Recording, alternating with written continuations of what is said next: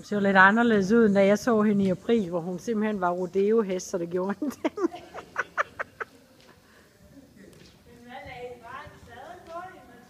Jamen, Per kunne slet ikke få hovedtøj eller noget som helst på hende, så jeg gik ind i boksen og legede med hende. Sådan.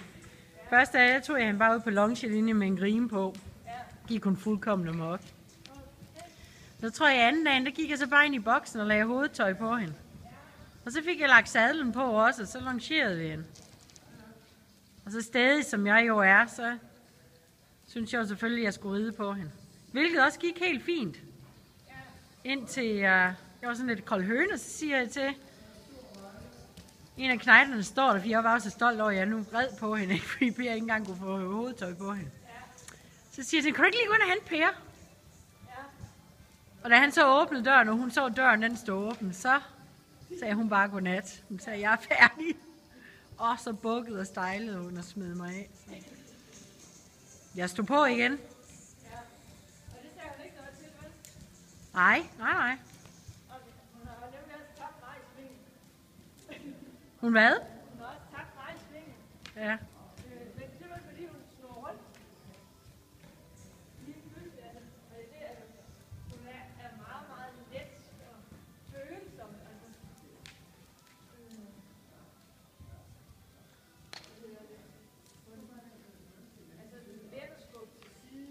Ja. Og det er igen det der, hun er hurtig. Men hun har ikke prøvet på at smide mig af eller sådan.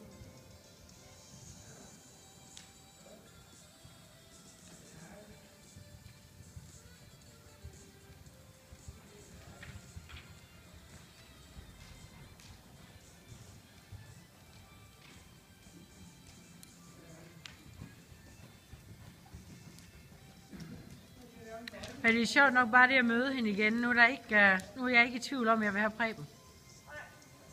Og det har ikke noget at gøre med, at hun ikke er en dejlig hest og sådan noget, men jeg tror sådan rent temperamentsmæssigt, tror jeg Preben passer bedre. Og på det niveau, jeg springer, der tror jeg sagtens, han kan lære det.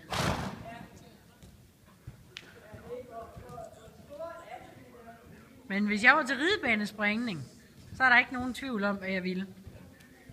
Skulle jeg lige hilse at sige. Ja.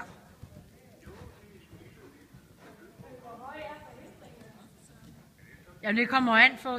Jeg nåede op på, jeg tror omkring 1,20 meter på mit dog. Men de sidste par år, der er jeg bare reddet sådan helt nede på LC-niveau. LC-LB-niveau. Men de bliver, når de er oppe i de store klasser, så bliver de, altså så er det jo traktorvogne og ting og sager, de springer over.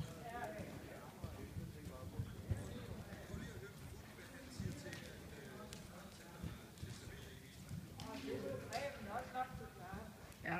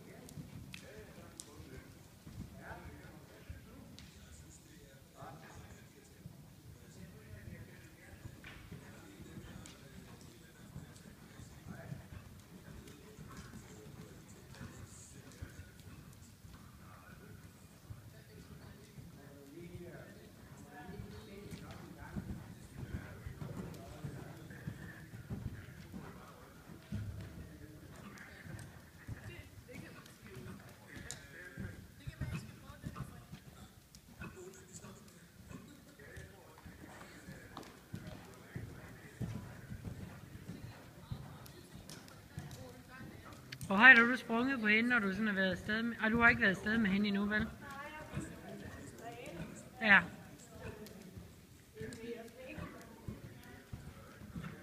Hvilket stort set er det, datteren springer lige nu.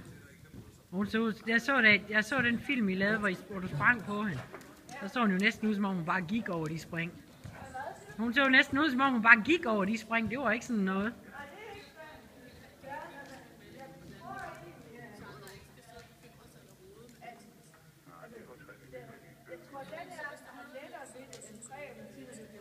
Ja. Og hun har en helt anden smidighed, end Preben har.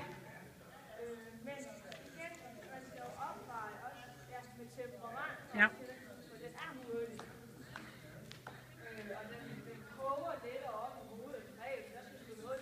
Ja.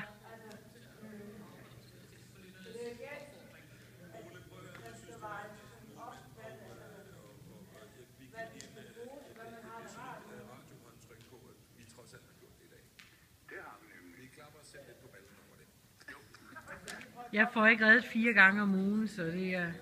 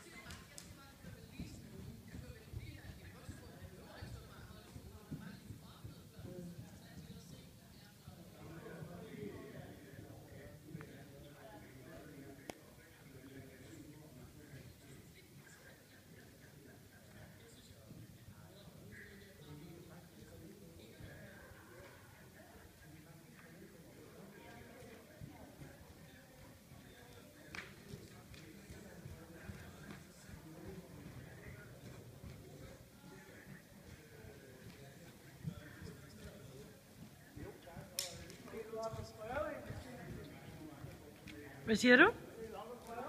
Jeg vil gerne lige prøve at vide på hende.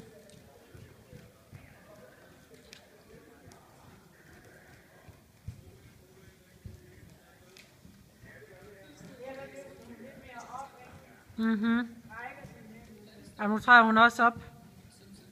Hun er blevet lidt løsere. Jeg siger, hun træder mere op i sin trav også nu. Eller hvad I nu kalder det på dansk.